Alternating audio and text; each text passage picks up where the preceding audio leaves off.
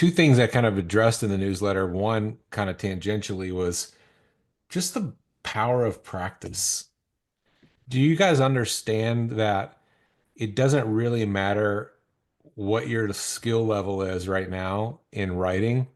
You will be exponentially better if you practice deliberately. I mean, and that means you can't actually calculate what where you're going to end up. You just couldn't know because you don't know. We understand linear growth. If we were adding one notch of skill every week, we could that we could understand. But you can't really understand the compounding effect. Yeah, we can do math, and if we have an interest rate, we know what the interest rate is, and we know what the principal is, that you can calculate. But since you don't know what the interest rate is on your practice, some days you're making 10%, some days you're making 50, some days you're making 100, some days you're having the big tipping point breakthrough. You know, some days you feel like you're plateauing. Some months you feel like you're plateauing. But if you stick out the plateaus and you keep writing with the intention of getting better at it, then all of a sudden you just kind of break through because you learn something new, you get some new skill, your brain just sort of gets used to the process. It's very similar for me to public speaking. If you guys have ever gotten into public speaking at all, um, it's incredibly difficult at first. I don't know anybody that starts out good at that, and I've always been a talker. That didn't mean that I could stand up in front of people and hold a thought, say what I mean to say, categorize it and keep it right there, and then go over here and say what I need to say, and then go back and get the thought and say what I need to say. But now I could do that in my sleep because I did it 3,000 times, literally. And I can't imagine that it was hard for me ever. And writing is the same kind of thing. There's like this, it's a skill. And you can, I say this before, the easiest way to practice writing is copy work. If you can't do anything else, if you just feel too drained to come up with something, get what you know to be good writing, copy a paragraph, copy the line, and try to do it from memory. And then try to get two lines from memory. And keep doing that until you're copying the paragraph from memory. You didn't have to be creative, but you taught your brain something about putting sentences together and paragraphs together. It is such a powerful exercise.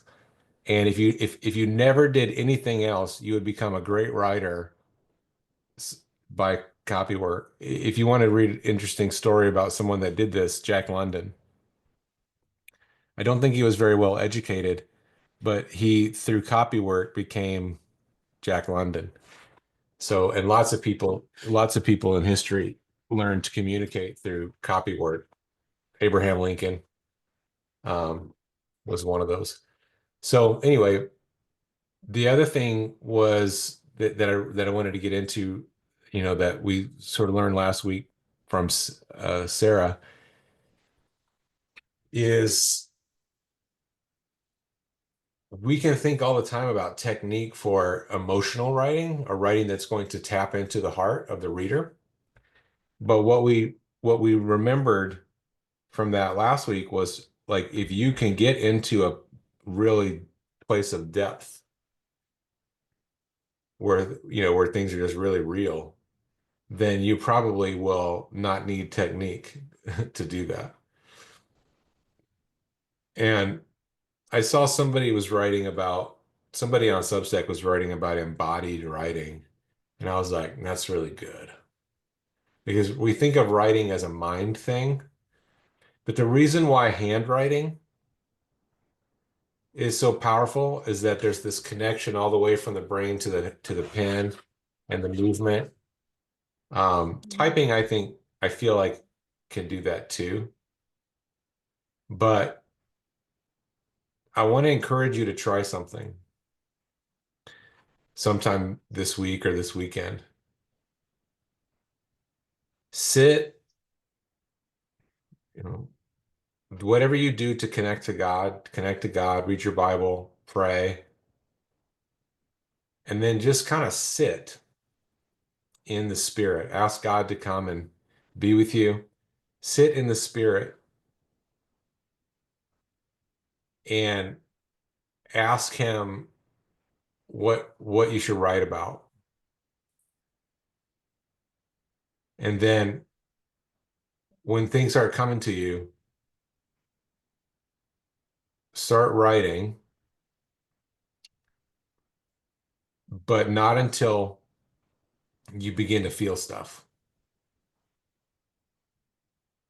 So slow down enough to feel the weight of the topic. Doesn't have to be heavy or sad. It could be something very happy.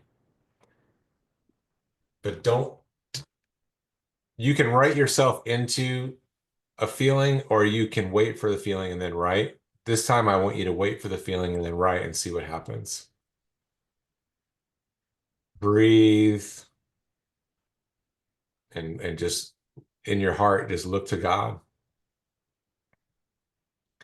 And if you are able to feel the emotion as you're writing, then I think you will convey it better.